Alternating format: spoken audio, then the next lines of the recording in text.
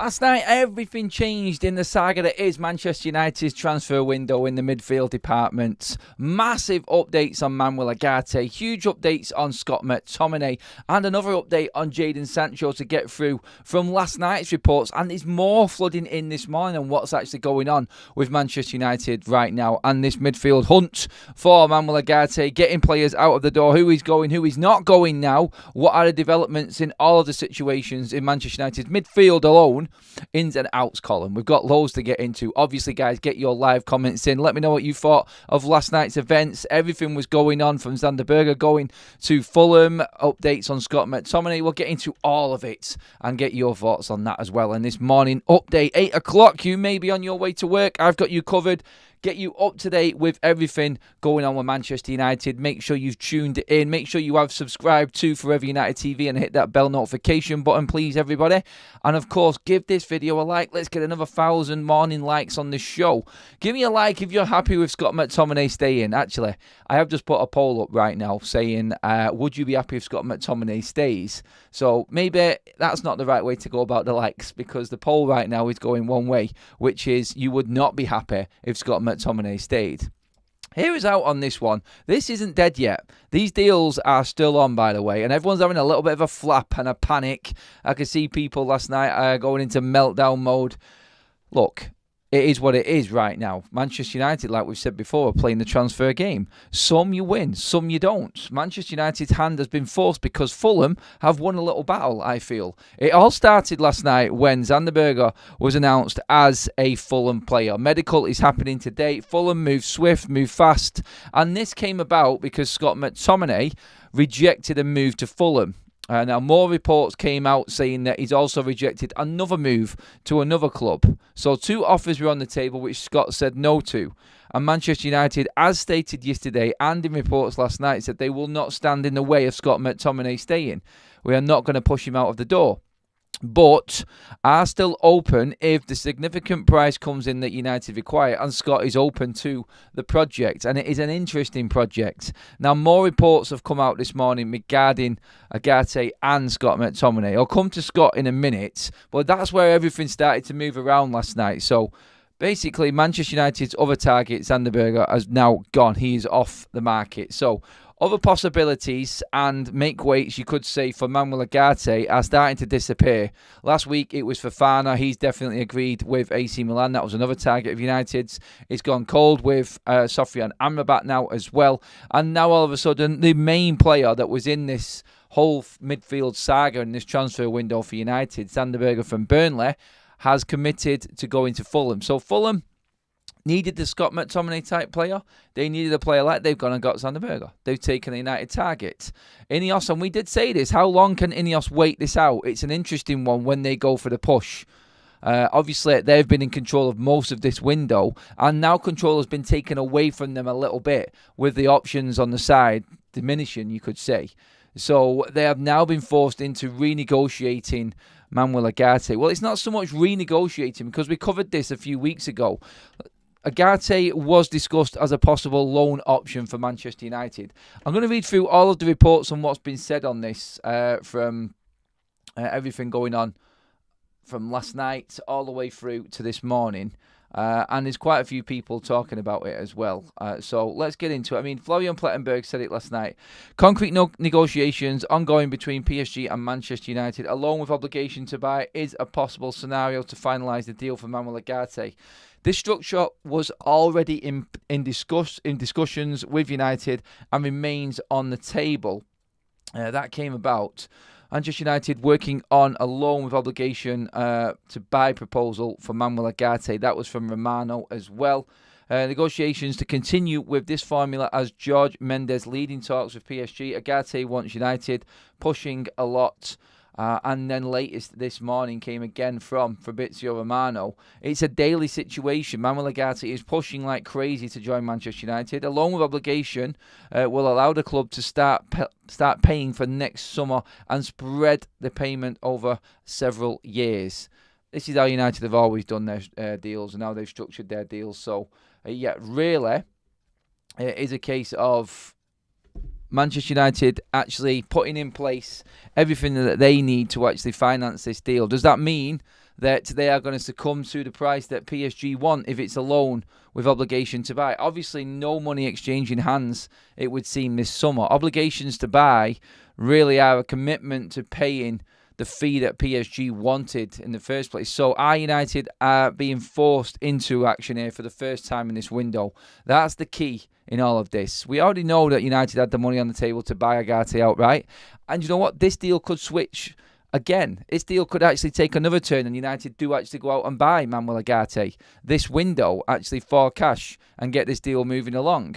So really, the obligation to buy, where it seems good now, it may not be good in the long run for Manchester United. And I think the obligation will be with, I think, their sort of stipulations in there as well. I think United will be negotiating that. It's not straightforward, like, we'll go with a loan with obligation to buy and we just have to succumb to what you want now and pay what you want next summer. Manchester United will pay probably an agreed fee with PSG off the back of conditions of their own, which will be United hitting a certain mark in the league and qualifying for the Champions League maybe. Ugarte personally hitting certain landmarks within his spell in that loan period that triggers the obligation and things like that. There will have to be easy enough targets to reach, I think, for PSG to agree this deal right now. But still, looking at it, United really having to think outside the box again with this because of everything else that's been going on with Scott McTominay, with Berge and players like this. So really right now, Ugarte is full on wanting to come to Manchester United. We know everything else. Everything's agreed personally. Manchester United more than happy to pay the wages. And everything with that is all pretty much covered.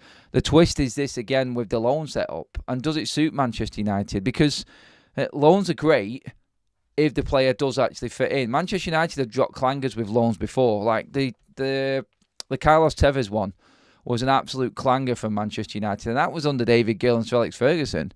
And they got it wrong, where they didn't secure him permanently at the back end of the 2-year loan spell. And then City came in and took him away. Manchester United need to make sure that this deal works for them, not just PSG. We cannot just bend over for PSG here and get absolutely ripped off again, because we're in a position where we know what finances we've got. And next summer, obviously, Manchester United would like to be spending the money for players that we need there. Like, we may need to go out and get a striker. We may go out and get a first-team left-back. We know where our money is going to be needed to be spent next season. But the positives in it are that, again, like the same scenario, like what money have we got to spend next summer? Well, we have done a lot of business this summer, and a lot of players will just be leaving. A lot of players will just be leaving next summer because we can't get rid of them this summer. But really, with Ugarte and the main source of funds for next summer going out on him, it would seem, if this deal goes through, still they're only going to be an instalment. So next summer he could be paying the first instalment of what? 12 to 15 million. So we can budget the summer pretty much the same way as we have this summer. And if we have a similar transfer window this summer as we did, a similar transfer window as we have this summer in next summer's window, then Manchester United are really moving forward at a fast pace, because this has been brilliant so far. And if Ugarte comes in, the United are pretty much set, you would think. A loan in for a left back just to give us that extra cover. And Ugarte coming through the door, close the window with 6 new players in, quite a few players leaving. And I think that's not bad. Then you move on to next summer when you hopefully back in the Champions League. That would be the main target now for Ten Hag, with everything that he's been given and all of the players and squad that he's got and the size of the squad. I think it is more than good enough to get top 4. I think that now we're looking at really setting off, because obviously contracts move on an extra summer. And players will end up leaving, like we've discussed. More Deadwood will be out of the way. And Ineos will have been in for a year and got their feet well and truly under the table, and their sort of squad will start to take shape now from next summer, I feel. And maybe we'll get another 4 or 5 players in next summer in certain areas, doing it and structuring it exactly the same way. And now we've seen what Ineos can actually do with structured deals and on minimal funds and not being in the Champions League. Can you imagine if we actually have a good season, get back into the Champions League? I know it's an if and a but if they did and that target was met, then Manchester United going into next summer's window, with it only being instalments again, then I think we're actually quids in. I think we're actually doing well. So, yeah, it's actually good business from United if they get this loan with obligation, but obviously with their own sort of stipulations and conditions mixed within there. I'm coming to the chat on this one, the Ugarte loan deal. We're going to move on to other subjects in a minute, but I want to get your opinions on this quickly, guys. Strongly disagree, Adam. Manchester United don't have money for Ugarte, hence a loan. If they had the money, it would have been done. No, Richie, listen to what I said, mate. We have got the money at the price we want to pay. PSG are not buckling at that. United have the 42 million there ready to spend. So if PSG don't move, then, well, let's just save that money for next summer and see what we can build on top of that and go with the loan with obligation. Look, the reason why we've not bought him is because we won't pay the fee this summer of what PSG want. That's the only reason. We have got money there for Ugarte. We had the money there for Berge to buy him if Ugarte was off. United have been forced into this now. PSG can see that United have got no other options. Therefore, United are having to go down a little bit more of a different road with Manuel Ugarte. That's the situation as it is. Like we said yesterday, United don't need to sell to bring Ugarte in if we buy Ugarte for the price that we want. It's changed because Berge has gone to Fulham. Scott McTominay isn't leaving as yet. And United won't pay what PSG want. If they spread it out and take him for a year for nothing, maybe they see that as financing this a little bit differently and more affordable to them. So, yeah, the money's definitely there for United to actually spend. But they just don't want to spend it at PSG's valuation. It's as simple as that. Kazi, welcome to the Members Club, donated by Genie, is here. You guys underestimate Berge. He's better than Amrabat. Liverpool were looking at him 3 years ago. Ugarte is just a meathead type, guaranteed booking in the Prem. We've got a few of them, though. We do need some strength in that midfield, to be honest. We do need bite. Over 1,300 in the room with us. Thank you for joining us on this morning update show, everybody. Only 200 likes, though. Please get them likes up, guys. Everybody in the room, if you could just give the video a like now, then we would be banging up there near the 500 mark at least. Come on, guys. And keep sharing the video. Make sure you have subscribed as well, everyone. Getting into a few more of your comments.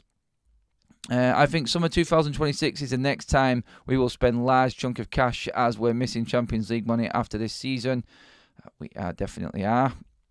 It's the deadwood holding United back, and Rashford isn't getting any better either. He's going backwards. Look, it's also been said, look, if Rashford has another poor season like he did last season, then United are going to end up having to move Rashford on. And look, if you want to give him one more season, right, okay, that decision's been made. But if he has another season like he did last season and his end product is just nowhere near good enough like it was, then he's got to go. He's got to go. So this is where it all changes for United and Ineos. I think they'll let everything do what they can, let everything settle in as best they can. But I expect more cutthroat Ineos when it comes to next transfer window. That's what I feel United will be like, and that's how this new regime and structure will conduct themselves going into that one. Bet Jean-Claude Blanc, with his old PSG contract, is going to sort out something that helps PSG and Manchester United. We've got plenty of people negotiating in the right area for this deal to actually happen. You only have to look at Jorge Mendes being all over this. He is the main protagonist and the main man conducting all of the negotiations from PSG's side, so confidence there. We have got connections with PSG, like you said, with Jean-Claude Blanc. There is plenty of positives in United's favour going into this deal, so let's look at it that way. And I just feel like this. We've always said all along that Ugarte is definitely coming to Manchester United. There's no way that United now don't get Manuel Ugarte. If we walked away, we have to just take it. But walking away now with not, I mean, there may be other options out there that we've not heard about, but with not having any more options out there that it seems, then we are sort of in a bit of a pickle. And this is why I think negotiations have fast forwarded, been accelerated, and United are definitely now looking at, a situation where Ugarte is the only option left on the market for us. He has been our top target, so it's never really, it's not like doom and gloom and the end of the world, like all of a sudden. Like Ugarte is going nowhere else. He doesn't want to go anywhere else. So United hold the upper hand there. And United negotiating this loan with obligation is just another way of this new structure or implementing a payment plan that works with them and they can afford. They can more than afford him into next season's numbers. Like when Manchester United hand in their financial figures for June 2025, it's going to have a lot of wages off the bill. We actually have sold quite well so far this summer and still a chance of selling more yet, let's not forget. And all the wages that goes with them.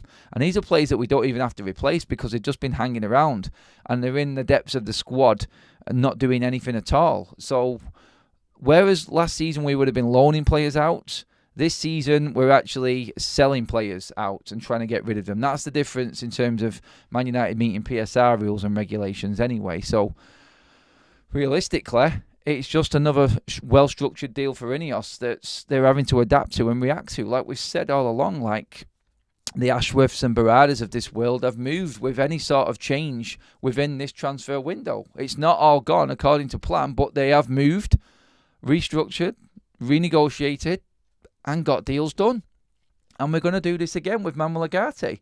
So really, no drama at all there with the Ugarte situation. It could work out better for United in affordability factor and everything like that. So, yeah, still happy with where we're at with that. No panic at all.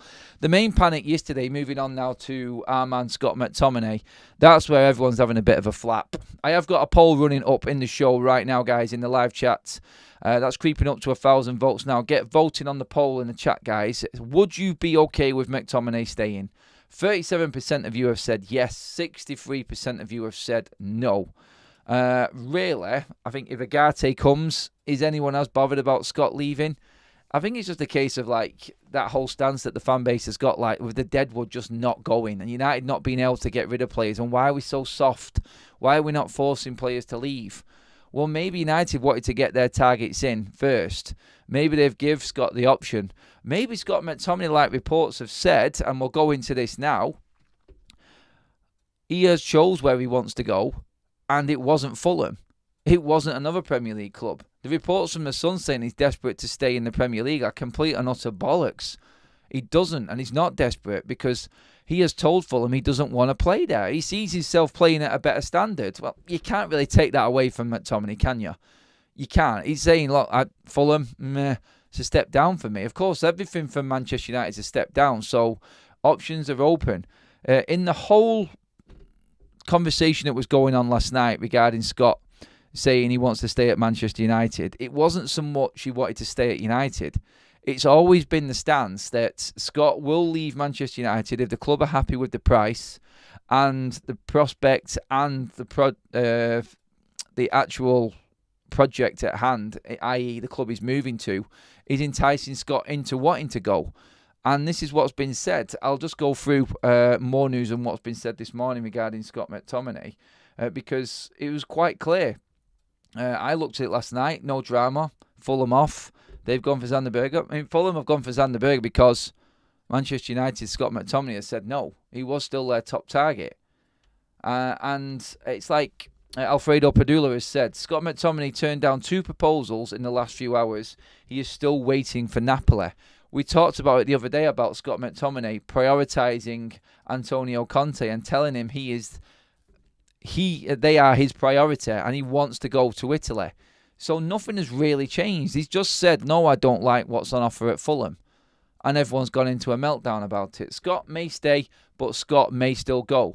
The window is not over yet. So let's just calm down a little bit regarding Scott's situation. Let's calm down a bit with him not leaving because the window is not over and Scott is still looking at the Napoli prospects. We can't get anything concrete on Napoli yet because Osimhen has not left for Chelsea.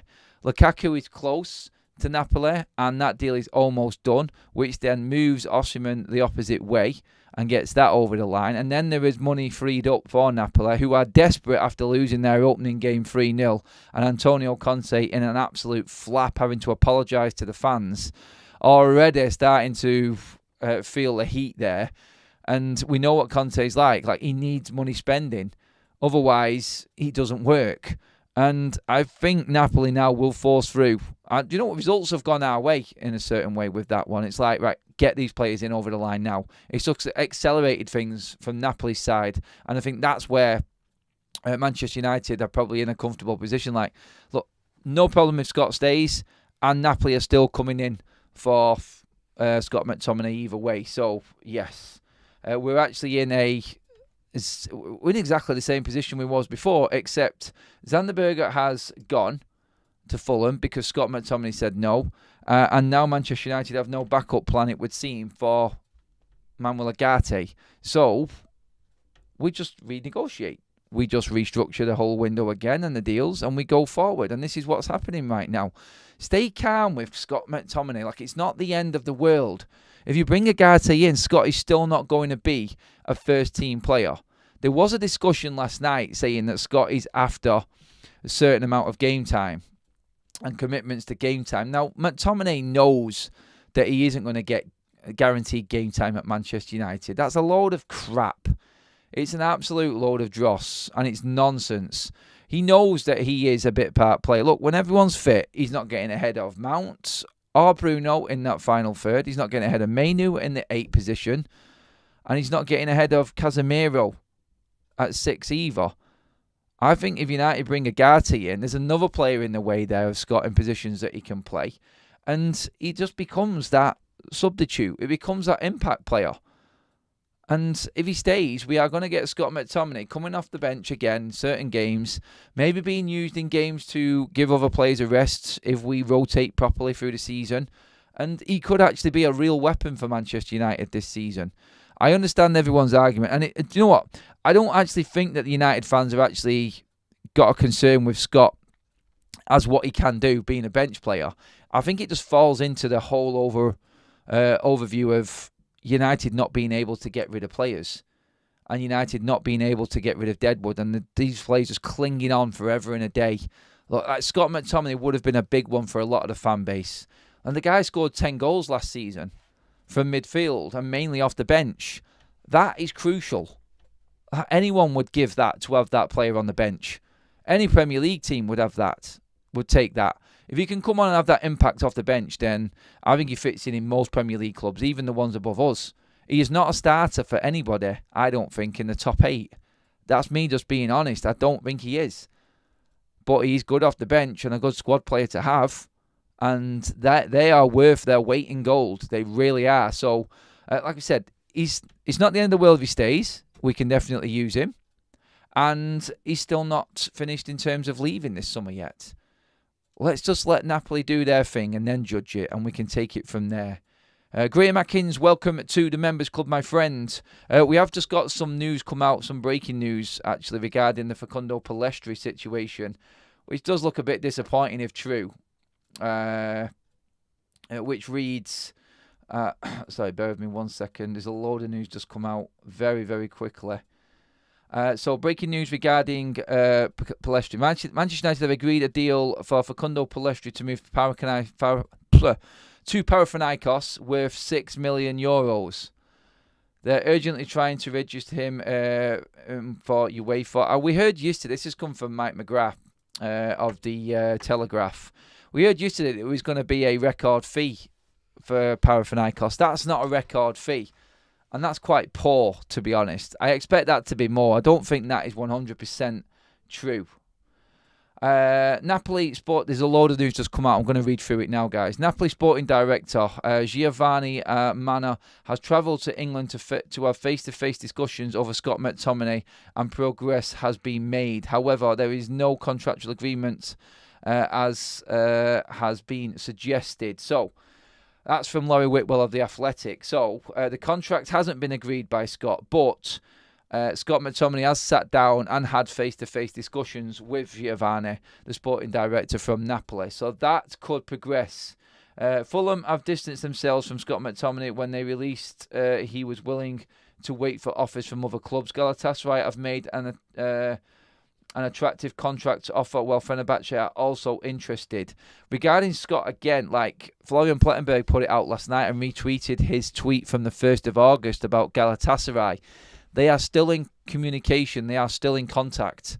Scott McTominay, without Fulham and the other Premier League club, still has 3 other clubs fighting for him. And Laurie Whitwell has just dropped that news now, which pretty much says exactly the same thing. Galatasaray, Fenerbahce and Napoli are all discussing terms with Scott McTominay. I think Scott wants to be playing I think Scott wants to be playing at a higher level. I think Conte's an appeal. I think Turkey, because of the Champions League, is appeal. Obviously, the fan base and the fanatics over there, it is an appealing prospect. And Laurie Whitwell has just broke the news now. Manchester United have decided not to sign a left-back, which means, and there's a big picture underneath of Harry Amas. Are United about to approach Harry Amas? Not to approach him. Are United about to promote Harry Amas to Manchester United's first team? We know he's a first-team squad, but is he now going to be the go-to left-back? United have made the decision. They are really coming down on this now. It's like big decisions and cutthroat decisions are being made by United right now. There's loads of interesting news just flying around right now. We've actually just got some more news in regarding Christian Eriksen from Laurie Whitwell again.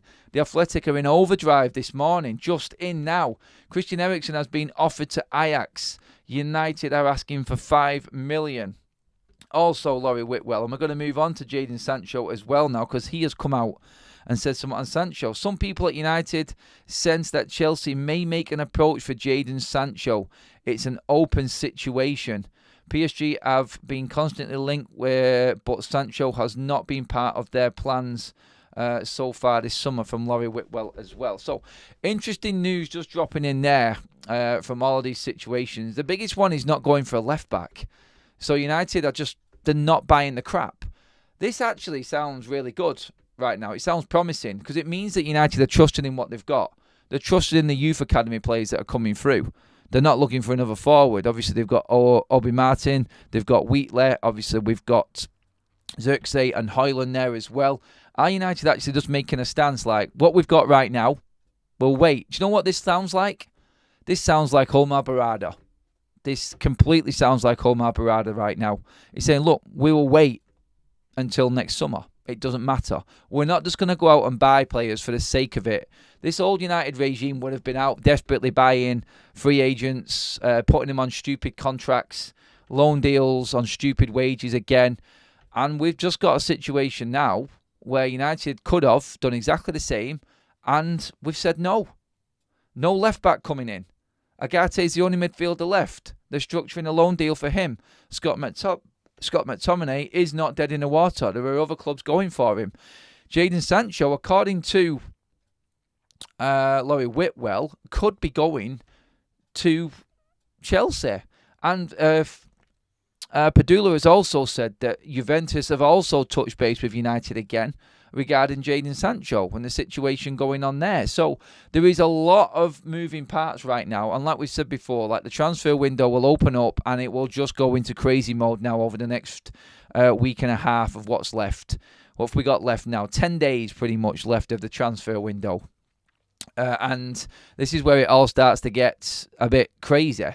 The fact that United are not going for left back definitely means that Amas is going to be coming through and they're going to trust in him. Do they feel like the recovery of Malacia is moving along quickly? And now they've seen Dalot play on the left and Mazraoui on the right. Are they comfortable with what we've got? You would say we've just about got enough cover there.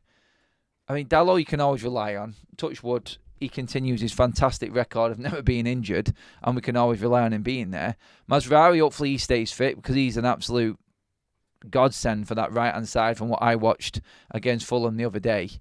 Left back, Shaw will be back after the international break. Whether or not we can rely on him, I don't know. Malacia, maybe we've got news that his recovery is going well, and we've got that there alongside Amas and Luke Shaw. Between the three of them, we should have ample cover. I'd love to see Amas get more game time, and United trusting a young lad and put him in there instead of buying someone else in. The old regime and the old Manchester United would have done this constantly, wouldn't they? Brought in players. You know what? It does sound like Barada, but it also looks like Manchester United are trusting in what they're trying to develop, and they're trusting in their younger players. It'll be the same with Collier in midfield. Ugarte comes in, and then you've got Collier, Ugarte, and Casemiro. Casemiro will probably be fizzled out by next season, and then you're looking at Ugarte and Collier holding out that six, and Collier could move forward a little bit if he wanted to. You got cover there. Hopefully Collier does get game time this season and can come through. Well, you got ample cover there at 6. And then you're looking into that midfield area. The 8 starts to become where United really need to invest money. That sort of playmaker alongside Mainu, someone else to help him out. But when you look at the usefulness of that, and you could actually have a full spine there of youth talent coming through.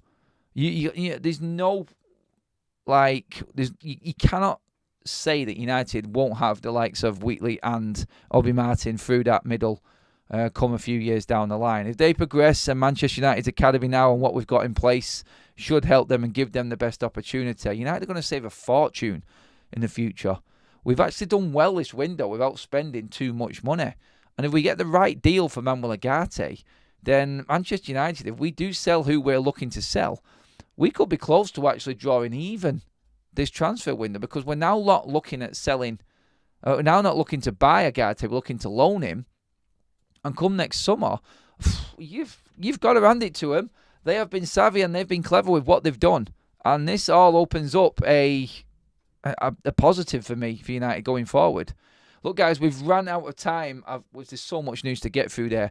I'll be back taking all of your comments in the live show at 12 o'clock lunchtime today, guys, with updates on everything that we've just spoken about there and anything else that breaks. Fantastic show again this morning, guys. Thanks for tuning in, as always. And, yeah, make sure you get your comments in below on all of the subjects that we're talking about. Ugarte, Mctominay, Sancho, Amas coming through. United now not buying a left-back either. Make sure you get onto all of that. Get your comments in below, guys, when the video finishes, when the live finishes. We'll try and get back to as many of them as possible. Please do give the video a like on the way out. Let's get that over 500 just before this live stream finishes, everyone. And please make sure that you have subscribed to the channel as well. Only 50% of you that are watching right now are actually subscribed. It's free content, guys, constantly coming your way every day, 3 times a day, always live, and extra videos in between. So make sure you hit that subscribe and bell notification as well. And I will see you all at 12 o'clock. Mods, new members, current members, thank you, everybody. Thanks for all of your messages in the live chat as well. Do comment below. I will come back to as many, but we're back at 12 o'clock to get more of your interactive sort of comments as well for the live show. So thanks, everybody. I'll see you all at 12.